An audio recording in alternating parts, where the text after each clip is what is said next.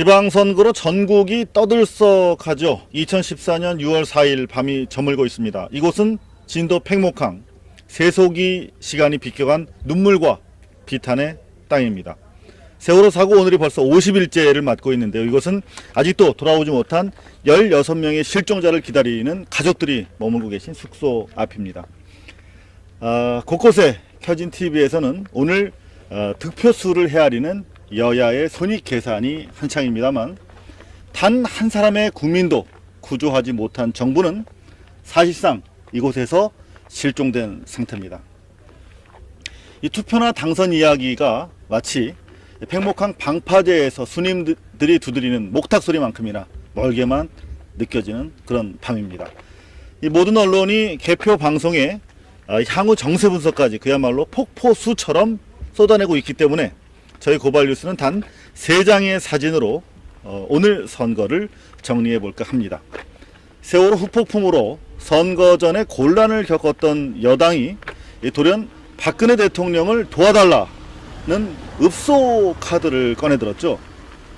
정작 학생들과 시민 300명이 죽어가면서 도와달라고 손 내밀 때는 책임질 컨트롤 타워가 아니다 라고 뿌리치던 바로 그 손을 내밀었던 거죠.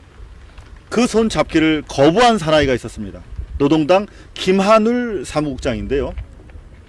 오늘은 좀 박근혜 대통령의 악수 제의를 거부한 사나이죠. 죽어가는 사람들, 사라져가는 희생자들, 그리고 장애인들, 노동자들, 해고자들의 손부터 잡아달라 이렇게 따끔하게 한마디 하기도 했습니다. 그런가 하면 지방선거 행위 자체를 숭고한 시민 권리 행사의 장이 아닌 코미디 현장으로 전락시킨 한 사람이 있었죠. 누구냐고요? 박근혜 대통령의 전임자입니다. 이명박 씨가 오늘 투표 현장에서 자신의 신분증 대신에 신용카드를 제출한 것인데요.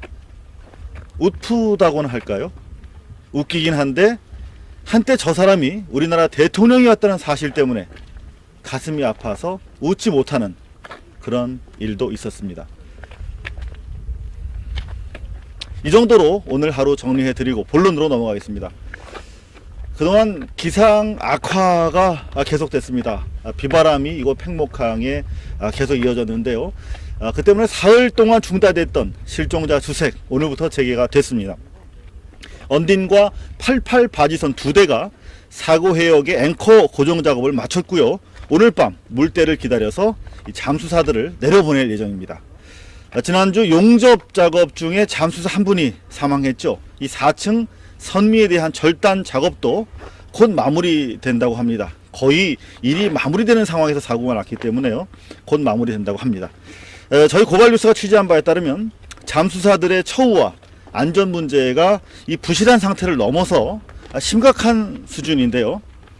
한때 잠수사들을 쫓아냈던 구조 당국이 숙련된 잠수사들을 다시 모집하기 위해서 모셔오기 위해서 안간 힘을 쓰고 있다고 합니다. 멀쩡한 국가를 개조하겠다고 설치지 말고 당장 구조 활동을 위한 현장 지원부터 제대로 해주시길 바라겠습니다. 국정조사가 시작이 됐습니다. 90일간 그러니까 3달 동안 계속될 텐데요. 늘 그랬던 것처럼 이번에도 기대할 게 별로 없을 듯 합니다. 왜냐면요, 그저께 국정조사가 시작되면서 첫 번째 순서였죠. 유가족들의 요구로 그 첫 번째 순서로 들어갔는데 여야 의원들이 이곳 팽목항을 방문하기로 했었거든요. 근데 여당 의원들이 가족들을 핑계로 대면서 오지 않았습니다.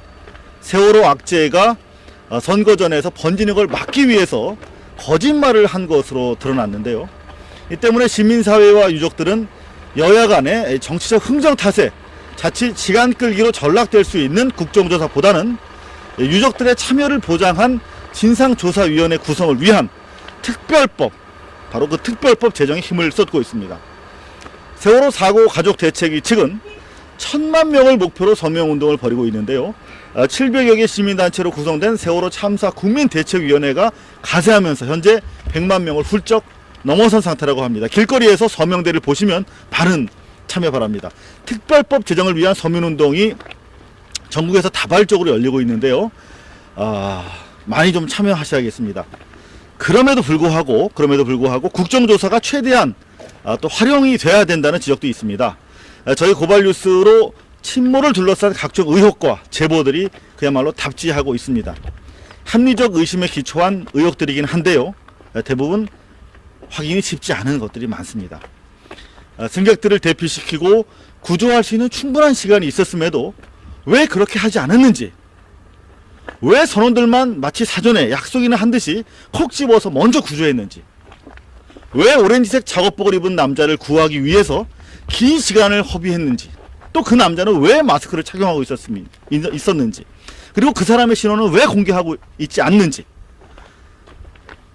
그리고 지금 보시는 이 비상 탈출 버튼만 눌렀으면 자동적으로 구조 신호는 물론이고 탈출 방송이 나가는데도 왜 선원들은 0.1초도 걸리지 않는 이 스위치를 누르지 않았는지, 그리고 배에서 났다는 폭파음, 쿵 하는 폭파음이 일관되게 진술되고 있는데요. 또 학생들이 말하는 계란 냄새는 무엇인지, 왜 출항 직전에 선원들이 가기 싫다면서 애걸복걸했는지, 배에 실어서는 안 될 위험물질을 실었다는 의혹은 사실인지, 저희도 최선을 다하겠습니다만 국회에서 앞으로 90일 동안 최소한 이 정도 의문은 밝혀주시기를 바랍니다.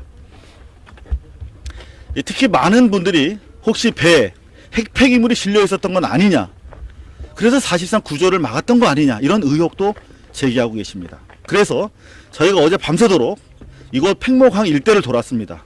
특히 지금 보시는 승객 유리품 보관소 내부 등을 들어가서 돌면서 방사능 측정을 저희가 준비한 2가지 측정 장비로 했습니다. 일단 유의미한 방사능은 검출되지 않았습니다. 이 모든 의혹들에 대해서 국정조사 과정에서 보다 정밀하고 또 현실적인 조사가 이루어져야 할 것입니다.